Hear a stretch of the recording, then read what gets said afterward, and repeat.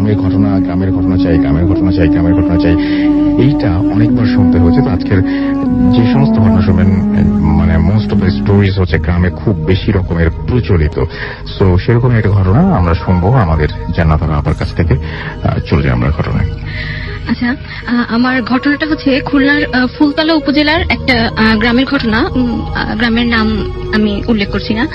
ঘটনাটা আমার ফুপির কাছ থেকে শোনা।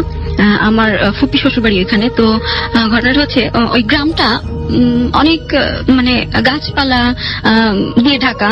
মানে আসলে গ্রামে মানে প্রচুর একটু জঙ্গল টাইপের। বেশ দিনের বেলাও ঝিঝি পোকার ডাক শোনা যায়, বিভিন্ন পাখির আওয়াজ আসে। আর রাতে তো কথাই নেই, রাতে আরো বেশ ভয়ঙ্কর লাগে। তো ঘটনাটা হচ্ছে, আর ওই গ্রামের কাহিনী হচ্ছে কি, মোস্ট অফ দ্য বাড়িতেই হচ্ছে বাড়ির মধ্যেই একটা পুকুর থাকে, পুকুরের পাশে জঙ্গল থাকে, এবং বাড়ির যেসব লোকজন সাধারণত মারা যায় তাদের ওই বাড়ির মধ্যেই জঙ্গলে বা পুকুরের আশেপাশেই কবর দেওয়া হয়। মানে তার মানে ওই যে প্রত্যেকটা বাড়িতে একটা জঙ্গল থাকে এবং তারপরে সেখানেই তাদের পরিবারের সদস্যদের কবর দেওয়া হয়, পারিবারিক এরকম।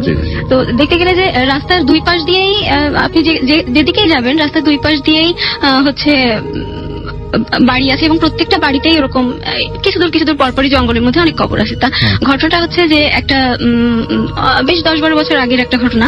একটা ছেলে সুইসাইড করার পরে তাদের বাড়িতে এরকম পুকুর পাশেই তাকে কবর দেওয়া হয়। তো কবর দেওয়ার পর থেকে তাদের বাড়িতে ছোটখাটো এরকম অনেক ঘটনা ঘটে, যে দেখা যায় প্রায় দিন দেখা যায় যে রাতে, যেহেতু সুইসাইড করেছিল একটা ছেলে, কিন্তু রাতের বেলা একটা মেয়ের কণ্ঠে এসে তাদের বাড়ির বিভিন্ন সদস্যদের নাম ধরে ডাকা হয়। এবং সাধারণত আমরা জানি যে গ্রামের টয়লেট গুলো একটু বাইরে আর দূরে হয়। তো একটু রাত হলে টয়লেটে সবাই তো একা যায় না, এরকম ডাকে, বিভিন্ন জনের নাম ধরে এসে ডাকে যে আমি একটু টয়লেটে যাবো, আমার ভয় করছে, আমার সঙ্গে একটু আসো। যদি কখনো বের হওয়ার পরে আর কাউকে দেখা যায় না। এরকম টুকিটাকি ঘটনায় ওই বাড়ির সদস্যরা অভ্যস্ত হয়ে যায়। ওই বাড়িটার বর্ণনা আমি একটু দিই, যে রাস্তা থেকে ডান হাতে নেমেই ওই বাড়িটা, এবং নেমেই প্রথমে তাদের দুইটা ঘর, থাকার ঘর, তারপরে একটা রান্নাঘর, তারপরে আরেকটা থাকার ঘর, তারপরে একটা গোয়ালঘর, এবং গোয়ালঘরের পাশে হচ্ছে পুকুর, এবং পুকুরের মানে গোয়ালঘরের পেছনে আর পুকুরের পাশে হচ্ছে ওই ছেলেটার কবর দেওয়া হয়। তো মেইনলি সাধারণত ওই প্রথমেই যে দুইটা থাকার ঘর ওখানেই সবাই থাকে, আর রান্নাঘরের পরে যে থাকার ঘরটা, ওই ঘরটায় কেউ মানে থাকতে পারে না। ওই ঘরে যদি কোনো লাইট দেওয়া হয়, লাইটটা খুব দ্রুত ফিউজ হয়ে যায়, আর কেউ থাকতে গেলে অনেক রকম সমস্যা হয়। তো যখন ওই বাড়িরই একটা ছোট ছেলে, ছোট মানে ওই বাড়ির সে সদস্যদের মধ্যে ছোট, কিন্তু বেশ বড়, সে তার এখনো বিয়ে শাদী হয়নি, এরকম ভাইদের মধ্যে ছোট। উনি একদিন ওই রাতটা ওই ঘরে ঘুমাতে যায়। রাতে ঘুমাতে যাওয়ার পরে উনি ঘুমায়। তো দেখা যায় যে বেশ মাঝরাতে, অনেক রাতে, ঘুমের মধ্যে উনি বুঝতে পারছেন যে ওনাকে কেউ মারধর করছে। তো উনি ভাবেন যে হয়তো এটা আমি স্বপ্ন দেখছি, বা বোবা ধরছে, এই ধরনের কোনো কিছু একটা। এরকম কিছুক্ষণ হওয়ার পরে উনি যখন খাট থেকে পড়ে যান, তখন ওনার ঘুমটা ভেঙে যায়। ঘুম ভেঙে যাওয়ার পরে উনি রিয়েলাইজ করেন যে না, এটা তো বোবাও ধরেনি, বা আমি স্বপ্নও দেখছি না। তখন উনি মানে ফিল করতে থাকেন যে ওনাকে অনেক মারধর করা হচ্ছে। উনি অনেক কষ্ট করে দরজা খুলে, এবং উনি অনেক ভয় পেয়ে যে উনি দরজা খুলে উঠানে এসে একটা চিৎকার করে সেন্সলেস হয়ে যায়। তো ওনার চিৎকার শুনে ওনার আব্বা আম্মা অন্য ঘর থেকে বের হয়ে আসেন, এসে ওনাকে ঘরে নিয়ে যান। অনেক চেষ্টা করার পর ওনার যখন জ্ঞান ফেরে, উনি যখন তার আব্বা আম্মাকে ঘটনাটা বলেন, ওনার আব্বা আম্মা প্রথমে বিশ্বাস করেন না। ওনারা ভাবছেন যে হয়তো স্বপ্ন দেখছে বা বোবা ভূতে ধরছে, এই ধরনের কোনো কিছু একটা। তারপর এইভাবে চলতে থাকে, টুকটাক ঘটনা তো ঘটছে। পরে বেশ কয়েকদিন পরের একটা ঘটনা, যে ওনাদের বাড়িতে অনেক গেস্ট আসে, মানে ওনার বোনের হাজবেন্ডরা কোনো একটা অনুষ্ঠানের জন্য আসার পরে ওই দিন ওরকম থাকার প্রবলেম হয়। তো ওই দিন আর ওনার ছেলেকে না দিয়ে ওই ছেলের বাবা মা ওই ঘরটায় ঘুমাতে যায়। ঘুমাতে যাওয়ার পরে ওনারা ঘুমায় আসছেন, অনেক রাত্রে ওনারা মানে এরকম মনে হচ্ছে যে বাইরে প্রচন্ড ঝড় হচ্ছে, ঝড় বাতাস বৃষ্টি।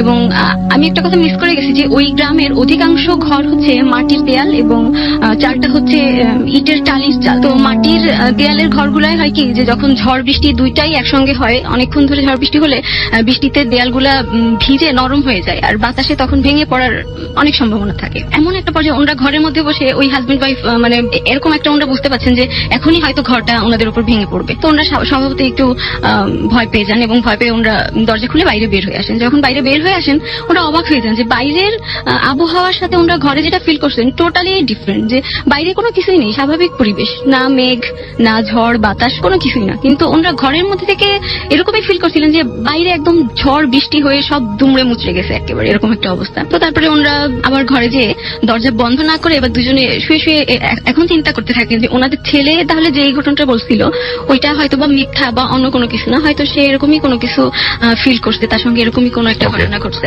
Thank you so much. ঘটনা শুনতে চান তো মাছ ধরা নিয়ে একটা ঘটনা আমরা শুনবো, কিন্তু এই ঘটনাটি একেবারেই ডিফারেন্ট। আমাদের একজন গেস্ট আজকে এটা শোনাবেন।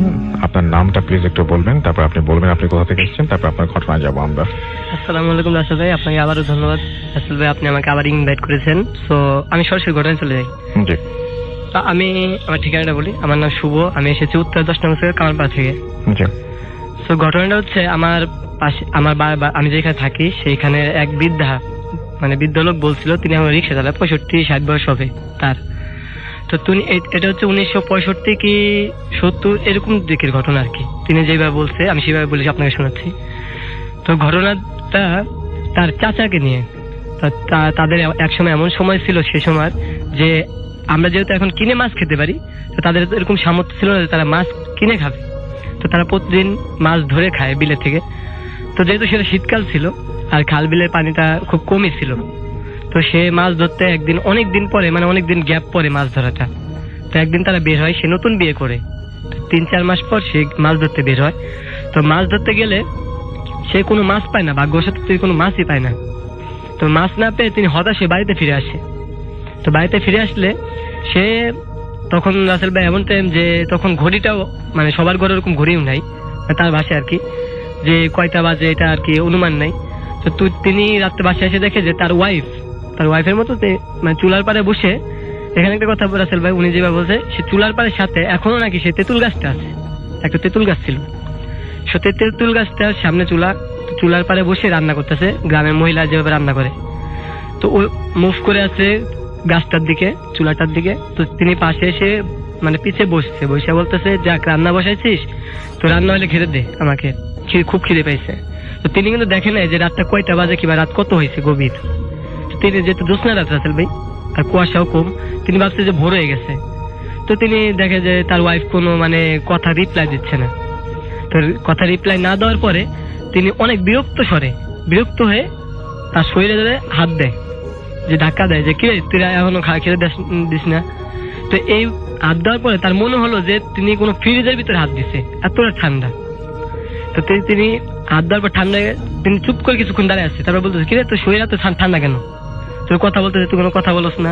এবার তিনি কিন্তু কিছু ভয় পাইছিল। ভয় পাওয়ার পর তিনি এই কথা বলার পর তিনি আবার সামনে যায় দেখে যে এখানে একটা অদ্ভুত জিনিস দেখতে পায়, যে নিচে চুলোতে কোনো আগুন নাই, আর তার ওয়াইফের মানে ঘুমটাটা খুব বড় সড়ো করে দেওয়া, চুলাতে কোনো আগুন নাই, ভাতটা ফুটতেছে, পানি যে ফুটলে যেভাবে বুটবুট শব্দ হয় আর কি একটা, সে ফুটতেছে। তিনি বলতেছে, কিরে রান্না শেষ হয়ে গেছে, তুই ভাত দিস না, ভাতের মার গালিস না, আবার চুলায় আগুনও নিভে গেছে, তোর কোন দিকে খেয়াল আছে? তো এটা তিনি মানে আবার শরীরে ধাক্কা দিলে দেখে ঠান্ডা, খুব শরীরটা খুব ঠান্ডা। তো এবার সে ধাক্কা দিলে ঘুমটাটা উঠে ফেলে সে যা দেখে রাসেল ভাই, যে একটা মানুষের যে আকৃতি সেটা কোনো মানুষই বলা যায় না, তার চোখ দুইটা মানে চোখের কোটরটা পুরো খালি, একটা কঙ্কাল বলতে গেলে, পুরো মুখটা একটা কঙ্কাল। তো সেটা দেখে সে খুব ভয় পেয়ে যায়। তো ভয় পেয়ে সে একটা দৌড় দেয় ঘরে দৌড় দিলে দেখে যে তার ওয়াইফ শুয়ে আছে, তার ওয়াইফ বিছনায় তাহলে বাইরে কে। তো সেটা দেখে সে তার ওয়াইফের দেখে উঠায় যে এই উঠ, বাইরে কে আনতেছে, তোকে বাইরে দেখলাম আর তোর মুখে কোনো গোস্ত নাই, তুই একটা কঙ্কালের মতো, কি ব্যাপার, কি দেখছো তুমি? কয় বাইরে। তো এটা আবার সবাইকে বলার পর তার যে বাবা ছিল, তার বাবাকে এটা বললে তার বাবা বলে যে তুই রাত্রে মাছ ধরতে যাস, আর যেহেতু নতুন বিয়ে করছো তো এখন যাওয়াটা ঠিক না, আর এত রাত্রে, এখন রাত কয়টা বাজে জানিস? তো এই বলে তার বাবা একটা ঘড়ি দেখে যে রাত প্রায় 3:30 বাজে। তো এই দেখার পর এটা তার কি গ্রামের সবাইকে বলে। তার কথায় যে ওই বিদ্যালয়ের কথা, তিনি রিক্সা চালায়, এখন তার পেশা রিক্সা চালানো, তার চাষের সাথে ঘটা কাহিনী। তো তিনি বলতেছে এখন তার এই তেঁতুল গাছটা আছে রাস্তাতে। আমি তাদের গ্রামে যাওয়ার জন্য আগ্রহী, যে সেই তেঁতুল গাছটার ছবি একটা তোলার আমার খুব আগ্রহী, যে আমি যেহেতু অনেকগুলো ঘটনা জোগাড় করছি। ঠিক আছে, থ্যাংক ইউ ভেরি মাচ। চলে যাবো আমাদের প্রথম অতিথির পরের ঘটনাটিতে। জি, আসসালামু আলাইকুম, and I'm again Mohammad Shahrukh Rahman. আমি আমার বাসস্থান নিয়ে আরেকটা ইনসিডেন্ট নিয়ে আপনাদের সাথে শেয়ার করতে এসেছি।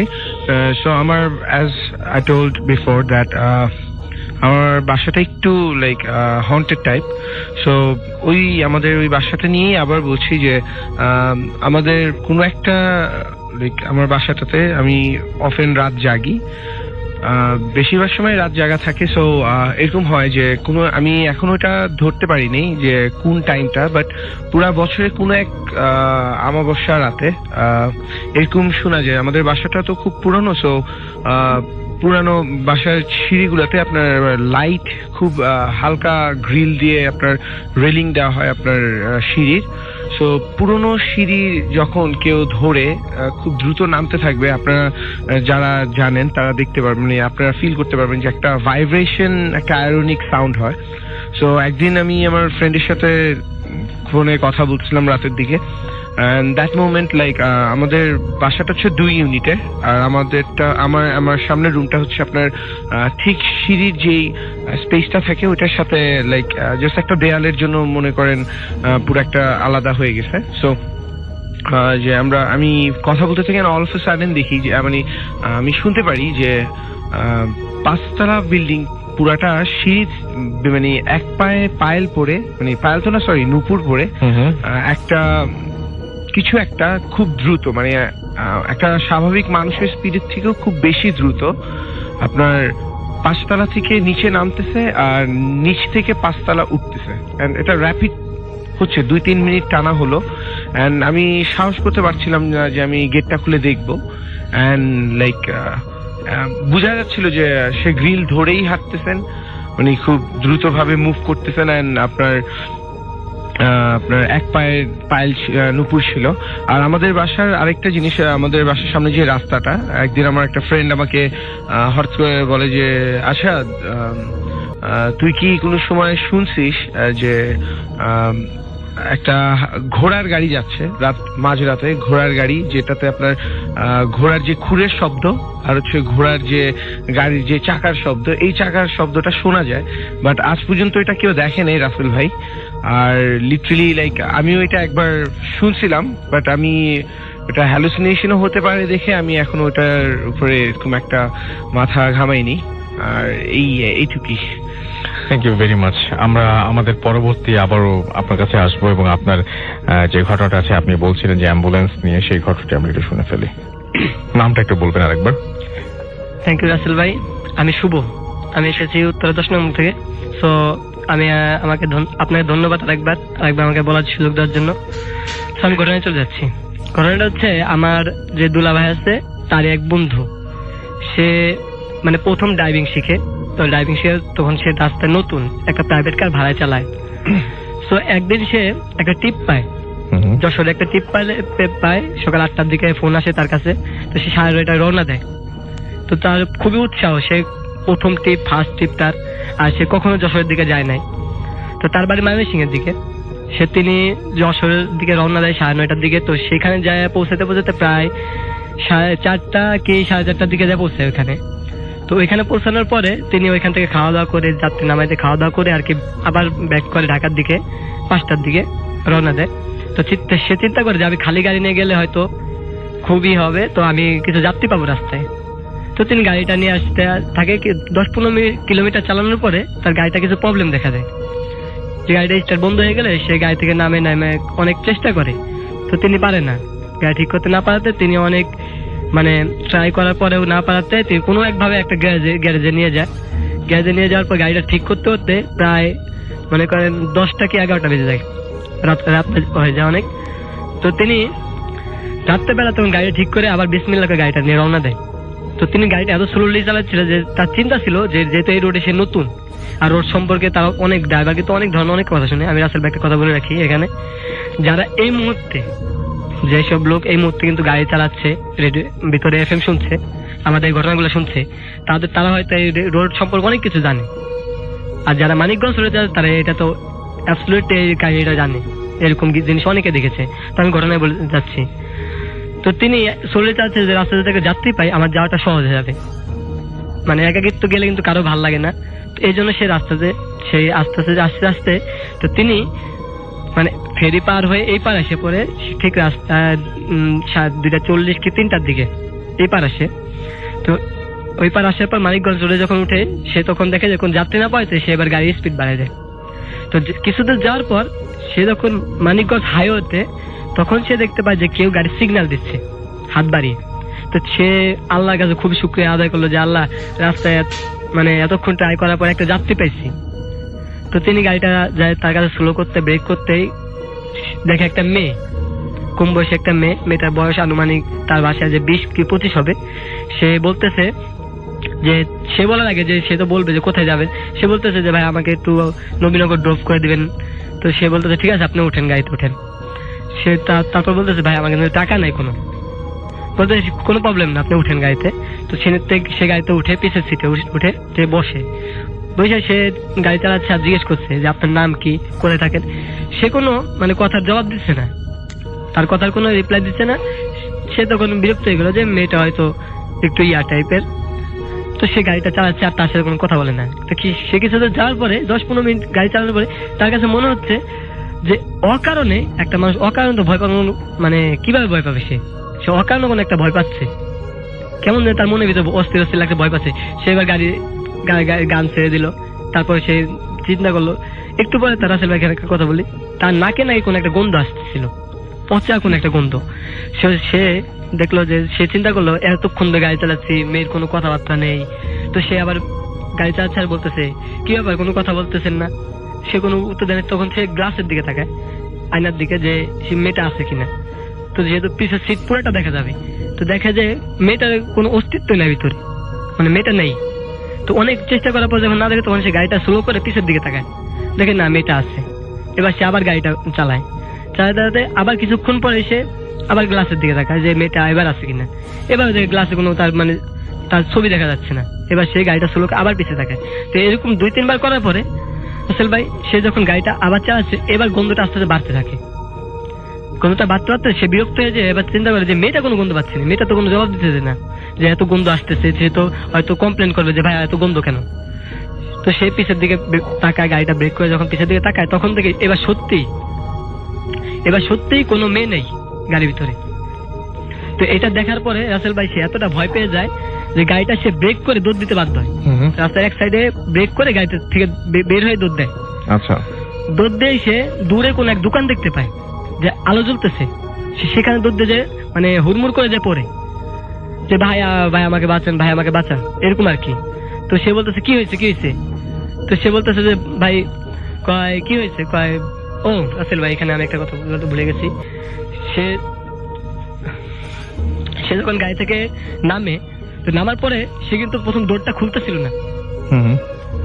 রাসেল ভাই এখানে আমি একটা কথা বলতে হয়ে গেছি, সরি আমি লিসেনারদের কাছে সরি বলতেছি, আপনাকে বলছিলাম তাড়াহুড়ো আমি বলতে ভুলে গেছি। তো ঘটনাটা হয়েছে সে গাড়ি যখন মেয়েটাকে না দেখে তো সে গাড়ির স্পিডটা বাড়ায় দেয়। তো কিছু দূর গাড়ি চালানোর পরে ড্রাইভ করার পরে দেখে যে গাড়ির সামনে আর কি কেউ আবার সিগন্যাল দিতেছে। তো আবার সিগন্যাল দেওয়ার পরে এবার সে গাড়িটা সামনে যে দেখে যে সেই মেয়েটা আবার সিগন্যাল দিচ্ছে গাড়িতে, যে মেয়েটা গাড়িতে ছিল না। তো সে এবার গাড়ি আরো স্পিড বাড়ায় দেয়, সে গাড়ি আর কোনো থামানোর চিন্তা করে না। গাড়িটা বাড়াই দিলে কিছু দূর যাওয়ার পরে সে এবার দেখে যে গন্ধরে এবার গাড়িতে আসতেছে। মেয়েটা দেখে তো সে উঠায় না গাড়িতে। এবার তখন সে দেখে যে ফিল করে যে মেয়েটা এবার গাড়িতে এবার সে তো গাড়ি ব্রেক করতে চায়, বাট গাড়িটা ব্রেক হচ্ছে না। সে এবার আল্লাহর নাম নিয়ে দোয়া করা শুরু করে, তখন গাড়িটা ব্রেক হয়। ব্রেক করে সে নেমেই এক দূরে এক দোকানে যে সেখানে বলতেছে ভাই আমাকে বাঁচান। তো লোকজন বলছে কি হয়েছে। তো সেই সব ঘটনা খুলে বলে লোকজন বলতেছে ভাই আপনি এক কাজ করেন, আপনি এত রাতে আর এখান থেকে যায়েন না, আপনি দোকানে থাকেন, এখানে থাকেন, সকাল হলে যান। পরে বলতেছে ভাই আমার সাথে এরকম ঘটতো কেন। সে একটা জিজ্ঞেস করছে, বলছে ভাই আপনার সাথে একার সাথে ঘটে নাই। এই মানিকগঞ্জ রোডে এমনও আছে, এরকম অনেকে দেখেছে, যারা জানে তারা কখনো রাস্তায় গাড়ি থামায় না, যারা একা গাড়ি চালায় আসে তারা কখনো গাড়ি চালায় না, আসে না, আর গাড়ি থামায় না, আর আপনি গাড়িটা থামাইছেন, এটা হচ্ছে আপনার সবচেয়ে বড় ভুল, আর ওকে উঠানোটা। Thank you very much. আসসালামু আলাইকুম, শুনি আমরা। আমি ভাইয়া গত সপ্তাহে আসতে পারিনি, কারণ একটা খুব বিপদে পড়ে গেছিলাম। সেটা আমাদের আজিমপুর এলাকারই কবরস্থানে। তো আজিমপুর কবরস্থান এলাকার আশপাশ এলাকায় সে এক বাড়িতে গত 2015 সালে একটা মেয়েকে জিনে ধরেছিল, সেটা আমি তদবির করেছিলাম। তো আলহামদুলিল্লাহ এতদিন খুব ভালো ছিল, কিন্তু হঠাৎ করে 2017-এর 26 তারিখ বুধবার রাত্রিতে তার একটি সমস্যা দেখা দেয় পুনরায়। তো রাত্রিবেলা ঘুমানোর সময়তেই তার খুব সমস্যা, হঠাৎ মাথা ধরা, পেট ব্যথা, নানান সমস্যা, এবং এমনকি তার বাবা মার ভাইয়ার সাথে দুর্ব্যবহার করতেছিল, এবং ও যে সবাইকে আঘাত করতেছিল, তো ওর ভাইয়া ওর বাবাও তার শক্তিতে পারতেছে না, এত শক্তি তার গায়ে চলে আসছে। তো এটা ওর মা তখন বুঝে গেছে হয়তো পুনরায় আবার পূর্বে কোনো ওই যে জিনটা ছিল সেটা হয়তো আবার তাকে ধরা হয়েছে বা ক্ষতিগ্রস্ত। তো সেই রাত্রিতে আমাকে ফোন করা হয়েছিল, তো আমি বলছি আগামীকাল আসবো, আজকে তো এখন আসতে পারবো না, সমস্যা। তো ওনারা সকাল পর্যন্ত অপেক্ষা করছে। সকালবেলা যখন তার শারীরিক খুব সমস্যা হয়ে যায়, তখন তারা ডাক্তার কাছ থেকে নিয়ে যায়, ডাক্তারখানা থেকে তাকে ঘুমের ওষুধ দেওয়া হয়। তো তাকে ঘুমের ওষুধ খাওয়ানোর পর সে ঘুমাইতে পারেনি, তার খুব প্রচন্ড সমস্যা হচ্ছিল। পরবর্তীতে সে মেয়ে দুপুরের দিকে নিজেই গলায় ফাঁস দেওয়ার জন্য নির্জন কক্ষে গিয়ে সিলিং ফ্যানের মধ্যে যখন ওড়নাটা সে পেঁচিয়ে নেয় এবং সে ফাঁস দিবে, তখন ওদের বাড়ির 7 তলা বেলকুনির সামনে যে একটা দরজা আছে, সেই দরজা দিয়ে আজিমপুর কবরস্থানটা দেখা যায়।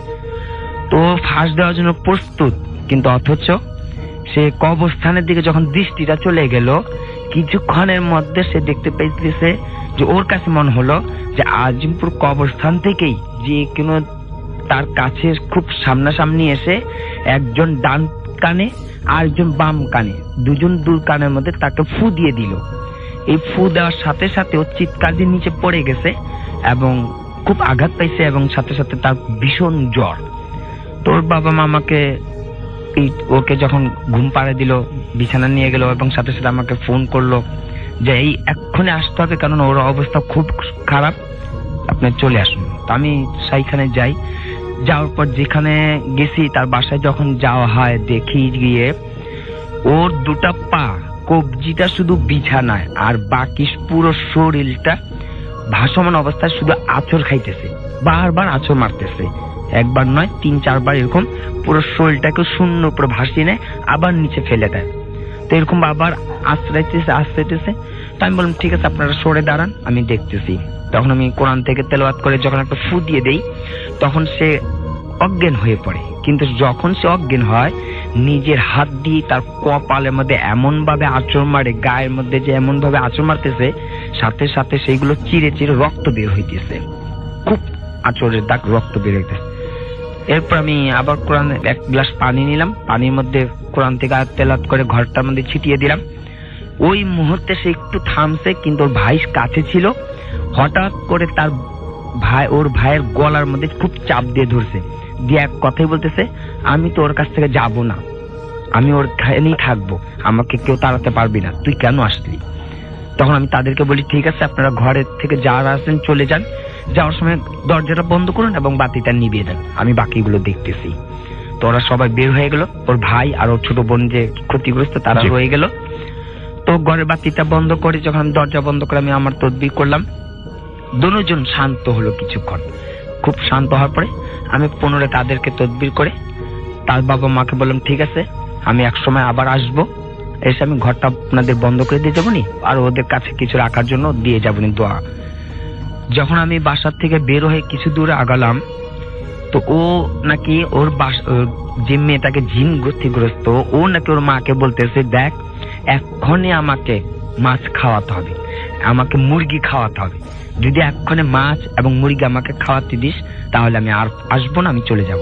তোর মা সাথে সাথে আমাকে আবার ফোন করলো যে আপনি এক্ষণে আসেন, কেননা ও তো হাজির আছে, ওর শরীরেই কেন এলোমেলো কথা বলতেছে আর বলতেছে মাছ খাবে মুরগি খাবে, তা আপনার কাছাকাছি থাকলে ভালো হয়। তা আমি সেখানে আবার পুনরায় যাই, যে যখন বসার পরে আমি জিজ্ঞেস করলাম কি তুমি বলতেছিলে, তো ও বলতেছে আমি মাছ খাবো, আমাকে যদি এক্ষণে মাছ এনে দেয় আমি মাছ খেয়ে চলে যাব এবং মুরগিও খাওয়াতে হবে। তখন বললাম না, এগুলো খাওয়ানো যাবে না, তুমি নিজ থেকেই ওকে তুমি কোনো ক্ষতিও করবা না, আমিও তোমাকে কোনোভাবে কোনো কষ্ট দেব না, আমি তোমাকে কোনো কষ্ট ভাবে না দিয়ে আমি তোমাকে বলতেছি আপোষের মাধ্যমে তুমি চলে যাও। পরবর্তীতে সে যাবেই না যাবে না, তো অবশেষে আমার হাতের মধ্যে খুব কামড় মারে, এই হাতের মধ্যে আঘাত করা হয়। পরে সেটা আমি তদবির মাধ্যমে সেটাকে ছাড়িয়ে দিয়ে আসি, মাছও দেওয়া হয়নি, মুরগি আমি সেটাকে নিষেধ করে দিয়ে আসছি। বলছি যে আবার এখন কেমন আছেন উনি? এমনি আমি শুনতে পারছি যে এখন ভালো আছে, শুধু গায়ের রংটা নাকি একটু ফর্সা থেকে কালো, কালো থেকে ফর্সা হয়ে আসে। ওকে।